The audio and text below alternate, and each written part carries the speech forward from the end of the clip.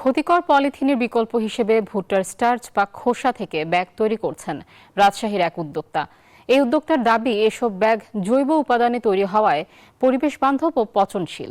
সরকারের প্রতি এসব উদ্যোক্তাদের পাশে দাঁড়ানোর আহ্বান জানান পরিবেশ আন্দোলনকারী।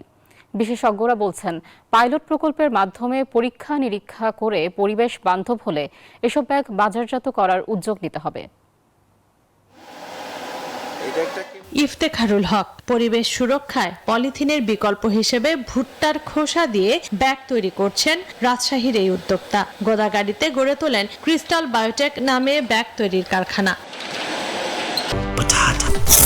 বাছাই করা আলু আর স্পাইসি সিজনিং এ প্রাণ পোটাটা চিপস নাকি বিস্কিট খেয়ে বোঝে নাও। এই উদ্যোক্তার দাবি, দেখতে পলিথিনের মতো হলেও তার তৈরি ব্যাগ শতভাগ পরিবেশ বান্ধব ও পচনশীল। তবে ব্যাগ তৈরির যন্ত্রপাতি ও কাঁচামাল আমদানি নির্ভর হওয়ায় পলিথিনের থেকে দাম কিছুটা বেশি। ইম্পোর্টের যে ডিউটি এবং আদার যে শুল্কগুলো লাগে সেগুলো যদি বন্ধ করা হয় তাহলে আমরা আরো নাগাল্যান্ড নিয়ে চলে আসতে পারবো, হয়তো 1 টাকার মধ্যেও চলে আসতে পারে। পলিথিনের বিকল্প নিয়ে কাজ করে এমন উদ্যোক্তাদের পাশে দাঁড়াতে সরকারের প্রতি আহ্বান জানান পরিবেশ আন্দোলনকারীরা। যারা বিকল্প উদ্যোগ নিয়েছে আমরা সেটাকে সাধুবাদ জানাই। উদ্যোক্তা তাদেরকে ব্যাংকিং সেক্টর থেকেও কিন্তু সহযোগিতা করা উচিত বলে আমি মনে করি। শতভাগ পরিবেশ বান্ধব কিনা তা পরীক্ষা নিরীক্ষা করে এসব ব্যাগ বাজারজাত করার উদ্যোগ নেওয়ার আহ্বান বিশেষজ্ঞদের।